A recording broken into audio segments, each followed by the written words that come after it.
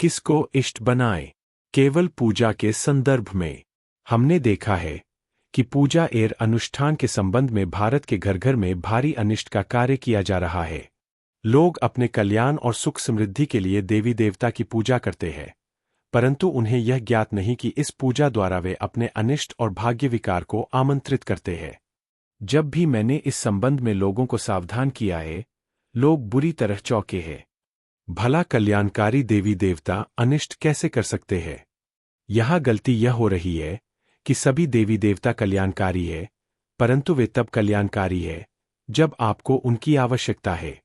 आप मोटे हैं, ची बढ़ रही है और लक्ष्मी जी की निरंतर पूजा कर रहे हैं। धन संपत्ति तो बाद की चीज है, आप अपनी अकाल मृत्यु और घोर दुख को आमंत्रित कर रहे हैं। आपको लक्ष्मी की नहीं, दुर्गा की पूजा करनी चाहिए। इसी प्रकार आप में काम क्रोध उत्तेजना अधिक है और आप काली या भैरव जी की पूजा कर रहे हैं। आप कलह, झगड़े, राजदंड और अकाल मृत्यु को आमंत्रित कर रहे हैं। आपको शिव की पूजा करनी चाहिए। यह सभी देवी देवता एवं गुरु की पूजा में है। सरस्वती की पूजा भावुक व्यक्तियों के लिए उचित नहीं है। इसी प्रकार आप चंचल प्रकृति के सक्रिय व्यक्ति हैं, तो आपके लिए दुर्गा जी को पूजा उचित नहीं है। आप स्वयं विचारिए, यदि सभी देवी देवता सभी के लिए उपयुक्त होते तो इनमें इतनी विभिन्नता क्यों होती? किसी भी देवी या देवता की पूजा आप मंदिर में कर रहे हैं तो इसका यह अर्थ है कि उस देवी या देवता को आप अपने शरीर में बुला रहे हैं। वास्तव में सभी पहले से शरीर में है। आप ब्रह्मांड से उनकी शक्ति को शरीर में खींचकर उनको शक्ति बढ़ा रहे हैं। अब यदि वह शक्ति पहले से आपके शरीर में अधिक है तो शरीर का सारा ऊर्जा समीकरण असंतुलित हो जाएगा। उस शक्ति का गुण इतना बढ़ जाएगा कि आप उस शक्ति के कारण हो विनष्ट हो जाएंगे। उदाहरण के रूप में, यदि आप क्रोधी है और भैरव जी या काली जी की ईर्ष्या आमंत्रित कर रहे हैं, तो क्रोध की अधिकता ऐसा अनर्थ करवा देगी कि आप या तो आत्महत्या कर लेंगे या किसी की हत्या करके जेल चले जाएंगे। उसे जबरदस्ती दबाएंगे तो पागल हो जाएंगे।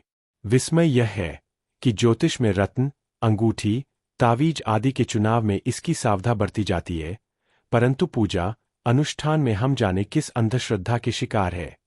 फलतः परिश्रम भी करते हैं और लाभ के बदले हानि और अनिष्ट के शिकार हो जाते हैं। कैसे करें इष्ट देवी देवता का चुनाव? ज्योतिष में ग्रहों की स्थिति से प्रत्येक व्यक्ति की जन्म कुंडली नहीं होती, परंतु अधिकांश की होती है। यदि नहीं है और जन्म की सही तिथि और समय ज्ञात है तो बनवा लीजिए। इसमें ग्रहों की स्थिति देखिए। केवल दुर्बल ग्रहों के देवता की पूजा कीजिए। स्वामी ग्रह यदि दुर्बल है तो उसकी ही शक्ति चाहिए आपको। जो बढ़ा हुआ है उसकी वस्तुओं का दान देना और दान न लेना उपयुक्त होता है। सामान्य मान्यता है कि शनि ग्रह का शुभ फल तब प्राप्त होता है जब लोहा दान में दिया जाए। एक दूसरी मान्यता है कि लोहे की अंगूठी पहनी जाए। आप देखेंगे कि शनि के लिए प्रत्येक ज्योतिषी यह दोनों उपाय बताता नजर आएगा। आप विद्वान हैं, सोचिए, एक तरफ दान दे रहे हैं, दूसरी तरफ पहन रहे हैं। क्या अर्थ है इसका? वास्तव में जिनका शनि दुर्बल है उन्हें ही लोहे की अंगूठी शुभ फल देगी। वह पहले से बड़ा है तो यह प्राणलेवा तक हो सकती है। ऐसे व्यक्ति के लिए शास्त्रों में लोहा दान देने का विधान है। तेल में भी यही स्थिति है। तेल दान भी दीजिए और भैरव जी की पूजा भी कीजिए, वह भी तेल जलाकर। दोनों विपरीत बातें हैं। आश्चर्य यह है कि नीलम पहनने में सावधानी की बात की जाती है, पर इनमें कोई सावधानी नहीं रखता। यह नीम कीम शास्त्रज्ञों की मूर्खता का परिणाम है।